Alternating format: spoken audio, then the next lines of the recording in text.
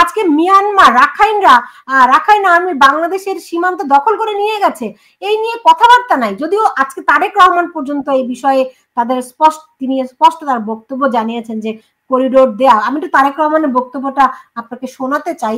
তিনি খুব স্পষ্ট ভাষায় বলেছেন যে এটি কোনো রাজনৈতিক দলের সঙ্গে আলাপ আলোচনা ছাড়া এটি কিভাবে করে হয়। বাংলাদেশকে করিডোর হিসাবে ব্যবহারের অনুমতি দেওয়ার ব্যাপারে অন্তর্বর্তীকালীন সরকার নাকি নীতিগতভাবে সিদ্ধান্ত নিয়েছে। দেশের স্বাধীনতা সার্বভৌমত্বের সঙ্গে জড়িত এমন একটি স্পর্শকাতর বিষয় সিদ্ধান্ত নেওয়ার ক্ষেত্রে অন্তর্বর্তীকালীন সরকার কিন্তু জনগণকে জানায়নি, এমনকি জনগণের প্রতিনিধিত্বকারী রাজনৈতিক দলগুলোর সঙ্গেও কোনোই আলোচনা করার প্রয়োজন বোধ করেনি। দেশের জনগণকে না জানিয়ে অন্তর্বর্তীকালীন সরকার এ ধরনের সিদ্ধান্ত নিতে পারে কিনা কিংবা নেওয়া উচিত কিনা এই মুহূর্তে সেই বিতর্ক আমি তুলতে চাই না। তবে দেশের স্বাধীনতা প্রিয় জনগণের কে মনে করে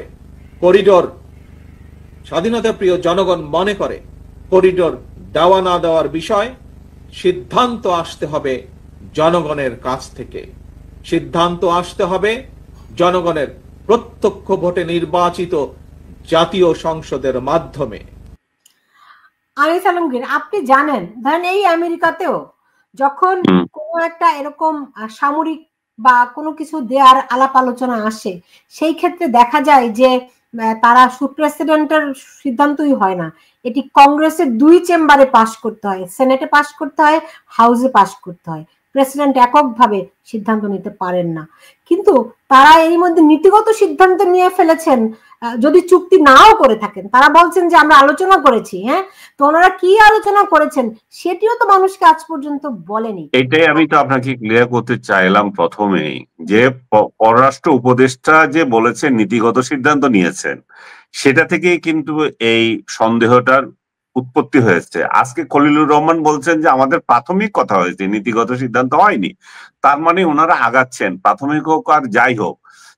এবং তারেক রহমান যে অভিযোগটা করলেন, এটা আমরা দীর্ঘদিন থেকে বলে আসছি একই কথা, যে আপনি সংসদকে বাদ দিয়ে আপনি নিজে নিজে এরকম ডিসিশন নিতে পারেন না। আপনার জবাবদিহিতা কোথায়? আপনার জবাবদিহিতা শুধু ছাত্র কয়জন আর আপনি নিজে নিজে যা আছে তা করবেন? রাষ্ট্রের এরকম একটা গুরুত্বপূর্ণ সিদ্ধান্ত আপনি নিজে নিজে নিতে পারেন?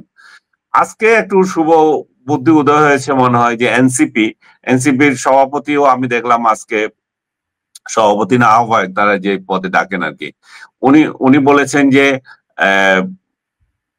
আমাদের সাথেও, মানে রাজনৈতিক দলগুলোর সাথে আলাপ করে এটা করা উচিত। তারাও সে একই সুরে কথা বলছে। তো ইটস গুড। আমি আপনাকে একটু ব্যাখ্যা দিতে চাই, আগে যেভাবে আপনি বকাবকি করলেন ভারত বিরোধী কথাবার্তা না, বাংলাদেশের বিরুদ্ধে যদি কোনো যুদ্ধ লাগে, ওই একটা 7 সিস্টারের অজুহাত দিয়ে একটা ফেলে যাবে। ওই ফেলে দিয়ে গেলে ইউনূসের কিছুই হবে না। ডক্টর ইউনূস বলবেন যে যুদ্ধ লেগে গেছে, আমরা এখন একটু ভোট নিয়ে এখন চিন্তা না করি, বুঝছেন?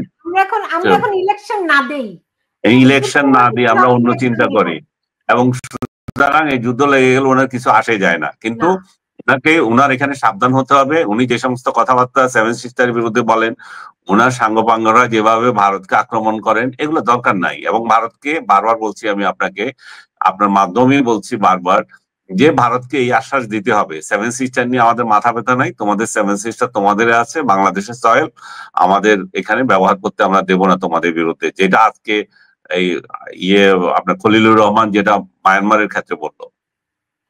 না, এখন তারা যদি ভারত বিরোধী কথাবার্তা না বলে, তাহলে তো আবার তাদের রাজনীতি থাকে না। সে রাজনৈতিক বিতর্ক, এগুলো আমাদের মাথা ব্যথা করা উচিত না। তারা রাজনীতি তারা কিভাবে করবে না করবে, আমরা বোধহয় এখানে আলাপ শেষ করতে পারি, যদি আপনি মাইন্ড না করেন। আপনার লোকজন বলবে যে আমার টাকা কম দিচ্ছে তাই চলে যাচ্ছি। ওই দিনও বলছে আমার একজনে। কি বলছে আমি বুঝি নাই, সরি। আমি বলছি, আপনি আধা ঘন্টা আলাপ করার পর আমি চলে যাচ্ছিলাম, তো একজন কমেন্ট করছে যে ভদ্রলোক বোধহয় 30 মিনিটের জন্য কন্ট্যাক্ট করেছে। আমি সরি, আমি গরিব মানুষ, আমি টাকা দিতে পারি না। আজকে রাখি তাহলে। আমার মূল্যবান সময় করে আমি এই আয়োজনগুলি করি আমার দেশের স্বার্থে, দেশের মানুষের সাথে, কারণ বাংলাদেশের গণমাধ্যমগুলো এখন খুবই অবরুদ্ধ অবস্থায় রয়েছে আমরা জানি। যাই হোক, আমি শেষ করব, কিন্তু ওই যেই প্রশ্নটি রেখেছি যে শেখ হাসিনাও আজকে অভিযোগ করেছেন যে ডক্টর ইউনূস নির্বাচন দেবেন না, নির্বাচনের কথা তিনি শুনতেও চান না। তিনি শুধু বলেন সম্ভবত আশা করছি ডিসেম্বর থেকে জুনের মধ্যে নির্বাচন, বরং এর মধ্যে নির্বাচন যদি ডিসেম্বরের পরেও হয় ধরেন, কিন্তু এই যে সময় ক্ষেপণ, এর মধ্য দিয়ে যদি চুক্তি টুক্তি যা যা করার করে গিয়ে একটা যুদ্ধ বাঁধিয়ে দেয়, আর নির্বাচনের প্রশ্ন তো আসবে না। হ্যাঁ, সেটাই তো বড় আশঙ্কা। এবং বিএনপি যেভাবে ওনাকে ব্ল্যাঙ্ক চেক দিয়ে রেখেছে যে আমরা ওনার বিরুদ্ধে আন্দোলন করব না, যেটা ফখরুল ইসলাম সাহেব মিটিং করে বললেন যে আমরা অসন্তুষ্ট, এর পরের দিনেই বিএনপি 360 ডিগ্রি অ্যাঙ্গেলে ঘুরে গিয়ে বললো যে না না আমরা সহযোগিতা দিয়ে যাব। তো এক্ষেত্রে তো উনি তাদের কাছ থেকে ব্ল্যাঙ্ক চেক পেয়ে গেছেন, আর তার এক পকেটে জামাত, আরেক পকেটে এনসিপি আছে, তো ওনার বিএনপিকে আর গণায় ধরার তো প্রশ্ন আসে না। এখন উনার নিজের ইচ্ছা, যখন ইলেকশন ওনার যখন ইচ্ছা হবে তখন দেবে, এর বাইরে তো উনি দেবেন না। এখন প্রতিশ্রুতি দিয়েছেন যে জুনের মধ্যে দেবেন, সেটা ঠিক আছে, প্রতিশ্রুতিটা উনি কতটুকু রক্ষা করে আমরা দেখব। কিন্তু যে পরিস্থিতি উনি প্রতিবেশীদের সাথে তৈরি করছেন, তাতে যদি যুদ্ধ অবস্থা হয় তাহলে কয় মাস, তাহলে তো উনি 123 ধারা 123(3) ক ধারা বলবেন যে যুদ্ধ পরিস্থিতিতে ইলেকশন হয় না, এটা পৃথিবীর কোথাও হয় না, সো এটাতে পিছিয়ে যাবে, তখন আপনি আমি কিছু বলতে পারবো না। সো আমরা ধৈর্য ধরি, আমরা আশা করি যে এই পরিস্থিতি কেটে যাক। আমরা আশা করার মতো সময় আছে নাকি আসলে এখন অ্যাকশনের সময়? সেটা রাজনৈতিক দলগুলো দেখবে। আমি তো অ্যাকশনের কথা কিছু বলতে পারি না, এবং আমি অ্যাকশনের ভূমিকায়ও যাব না। আমি কোনো সরকারকে ফেলে দেওয়া কিংবা সরকারকে রাখার এই ভূমিকা সাংবাদিক হিসেবে আমি পালন করব না, আমি করি না, অতীতেও করি নাই। সেটা কিভাবে তারা থাকবে সেটা রাজনৈতিক দলগুলো দেখবে, জনগণ দেখবে। কিন্তু ডক্টর ইউনূস যেভাবে আগাচ্ছেন তাতে আমি ইলেকশনের নামগন্ধ দেখি না। কারণ ইলেকশনের নামগন্ধ যদি থেকে থাকে তাহলে সেখানে ভোটার তালিকা ঠিক করার আগে, আইন শৃঙ্খলা পরিস্থিতি ঠিক করার আগে, রাজনৈতিক দলগুলো যারা অংশীদার আছে তাদের সাথে রেগুলার আলাপ আলোচনা লাগে।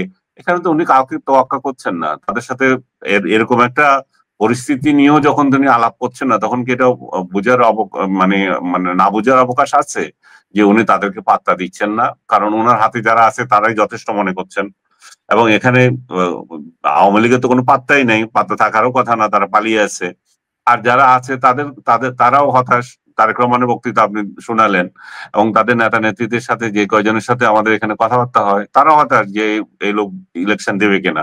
কিন্তু আবার তারা ব্ল্যাঙ্ক চেক দিয়ে রেখেছে, আমরা কোনো অসহযোগিতা করব না। তো এই পরিস্থিতিতে জনগণের ভোগান্তি ছাড়া তো আর কিছু দেখি না।